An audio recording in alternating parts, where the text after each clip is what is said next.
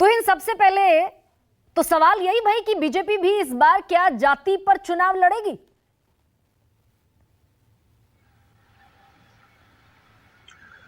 गरिमा जी नमस्ते, सबको नमस्ते। देखिए, हम केवल और केवल विकास पर ही चुनाव लड़ते हैं।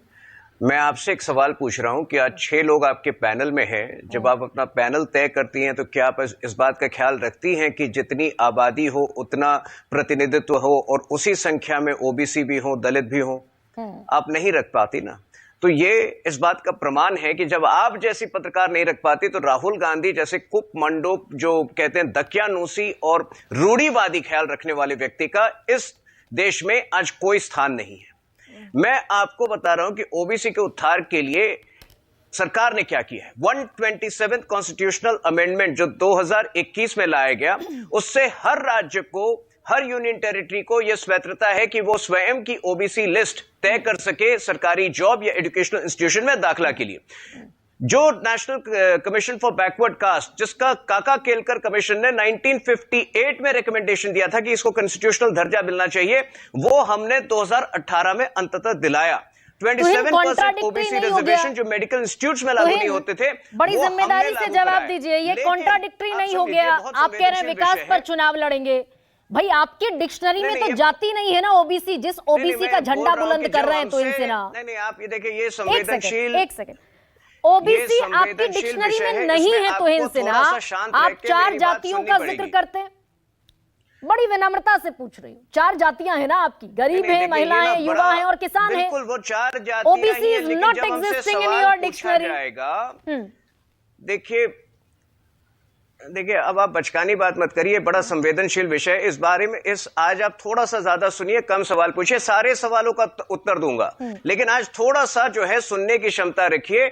देखिए, जहां तक विचारों का सवाल उठता है, बीजेपी और आरएसएस की हमेशा ये मंशा रही है कि एक दिन हम कास्टलेस सोसाइटी की तरफ जाए, और इसलिए प्रधानमंत्री जी बार बार एक आकांक्षित, एक जो है महत्वाकांक्षी समाज की बात करते हैं जिसमें केवल 4 जातियां हों, गरीब, महिला, युवा और किसान। लेकिन यह भी एक सत्य है कि ऑफिशियल रिकॉर्ड्स पर आज सारी जातियां एग्जिस्ट करती है। और जब हमसे सवाल पूछे जाएंगे कि आपने ओबीसी के लिए क्या किया, एससी के लिए क्या किया, एसटी के लिए क्या किया, तो आपको क्या लगता है हम जवाब नहीं दें?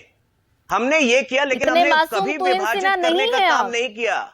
राहुल गांधी जिस प्रकार से लोगों का नाम पूछते हैं, एक सेकंड, जिस प्रकार से लोगों का, तोहिन भाई 4 जातियां हैं, गरीब है, महिला है, युवा है और किसान है। युवाओं का सम्मेलन कीजिए, किसानों का सम्मेलन कीजिए, महिलाओं का सम्मेलन कीजिए, गरीबों का सम्मेलन बुलाइए। ओबीसी कहां से आ जाता है इसमें? नहीं, ये सबका सम्मेलन हो रहा है। देखिए, जब हम ये विकसित भारत का लक्ष्य रख रहे हैं ना, तो सारे के सारे युवा उसमें लाभान्वित होने वाले हैं। जब हम स्पेस टेक्नोलॉजी में $100 ट्रिलियन इकोनॉमी की बात कर रहे हैं अगले 5-6 वर्षों में, तो इससे सबसे ज्यादा लाभ जो है युवा वर्ग को ही मिलेगा। जब हम खेलो इंडिया कार्यक्रम के तहत हजारों नए स्पोर्ट्समैन को ढूंढ के निकाल रहे हैं गांव से, तो इसका सबसे ज्यादा लाभ युवाओं को ही मिल रहा है। फिर ओबीसी करने की जरूरत क्या है? तोहिन, कास्टलेस सोसाइटी, तोहिन आप ही ने कहा ना कि प्रधानमंत्री मोदी चाहते हैं कास्टलेस सोसाइटी बन जाए। राजनीति में कुछ चीजों की जरूरत होती है। तो ये 10,000 सम्मेलन करने की क्या जरूरत है? ओबीसी पिछड़ा यानी कि वही राग आप भी अलाप रहे हैं ना भाई ओबीसी का, जिस पर आप स्लैम करते हैं विरोधी पार्टियों को। राजनीति नहीं, हमने कभी बांटने का काम नहीं किया। हम कभी ये नाम पूछकर नहीं कहते हैं कि आपका नाम शिव प्रसाद है। और जो शिव प्रसाद यादव थे, समाजवादी पार्टी के भी प्रवक्ता यहां बैठे हैं, उनको पता है कि जिस पत्रकार से राहुल गांधी ने नाम पूछा, दरअसल उसका नाम शिव प्रसाद यादव था। लेकिन जिस प्रकार से राहुल गांधी ने फर्जी तरीके से कहा कि शिव प्रसाद आपका नाम है और इसलिए आप न्यूज़पेपर के ओनर नहीं है, हम इस प्रकार से कभी समाज को विभाजित नहीं करेंगे। यह प्रतिबद्धता हमेशा हमारी रही है और आपके शो पर दोबारा दोहरा रहा हूं। लेकिन जब राजनीतिक जवाब देना होता है, जवाबदारी होती है, और जब राजनीतिक एक तरह से जो है हमें मुकाबला करना होता है, तो कुछ चीजें हमें करनी पड़ती है।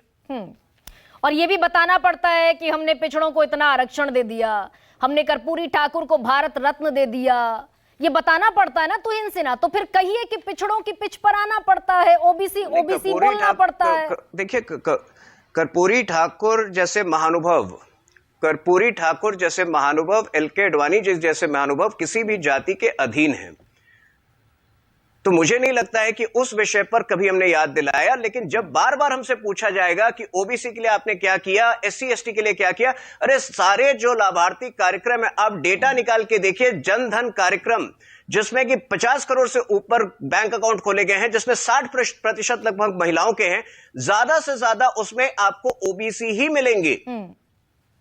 सारे लाभार्थी कार्यक्रम की बात कर रहा हूं। तो जब मैं तो यही तो पूछ रही हूं, मानसिकता से कांग्रेस आगे बढ़ेगी तो उसका एक राजनीतिक जवाब हमें देना पड़ेगा। मैं तुहिन यही पूछ रही हूं कि जब आप तुहिन सिन्हा भी पैनल में बैठकर ये कहते हैं कि जनधन खाता सबसे ज्यादा ओबीसी समुदाय के लोगों ने खुलवाया, तो यानी कि वो जो 4 जातियों का ब्रैकेट है वो तोड़ना पड़ता है ना तुहिन सिन्हा। दैट मीन्स राजनीति में जातियां एग्जिस्ट करती हैं और बीजेपी को उस पिच पर खेलना पड़ता है। शुरू